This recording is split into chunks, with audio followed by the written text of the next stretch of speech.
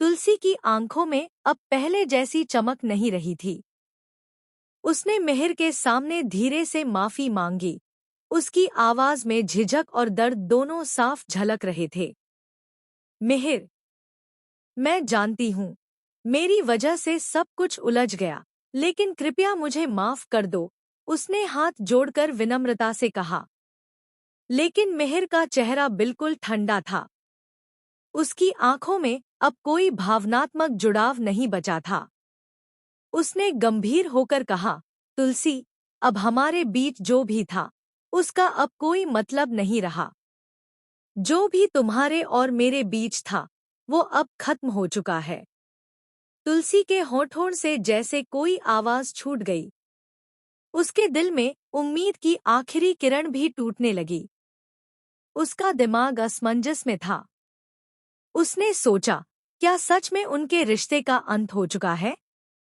इसी बीच शो के एपिसोड में ऋतिक ने कोशिश की कि अंगद को समझाए। उसने कहा कि परी के कारण मिहिर और तुलसी के बीच जो भी खटास आई है, वह केवल और केवल परी की वजह से है। अंगद, ये सच है। परी ने सब कुछ बिगाड़ा है। अगर तुम सही से सोचो तो तुम देखोगे कि ये लड़ाई केवल उसके कारण है। लेकिन अंगद के चेहरे पर किसी भी तरह की नरमी नहीं थी। उसने ऋतिक की बातें पूरी तरह ठुकरा दी और बात हाथापाई तक पहुंच गई। तुलसी, जो वहां खड़ी थी, यह सब देखती रही। उसका गुस्सा और दुख दोनों चरम पर पहुंच गए। उसने चीखते हुए दोनों को रोका और कहा, आज के बाद ऐसा कुछ भी नहीं होना चाहिए। मैं इसे बर्दाश्त नहीं करूंगी। उसकी आवाज में दर्द और गुस्सा दोनों घुल-मिल गए थे। उसके मन में एक सवाल लगातार घूम रहा था, मिहिर, जो उसके पति थे, कैसे इतने बेरहम और ठंडे हो गए?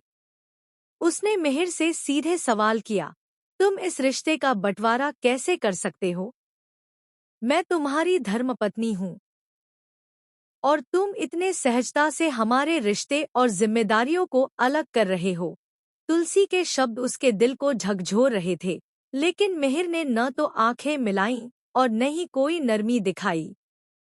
मिहिर ने ठंडी आवाज में कहा, तुलसी, जो कुछ भी मैंने परी के साथ किया, उसे मैं कभी माफ नहीं कर सकता। मुझे नहीं लगता कि हमारे बीच अब कुछ बचा है और हमारे रिश्तों का कोई मायने अब नहीं रहा। ये शब्द तुलसी के लिए मानो बिजली की तरह गिर पड़े।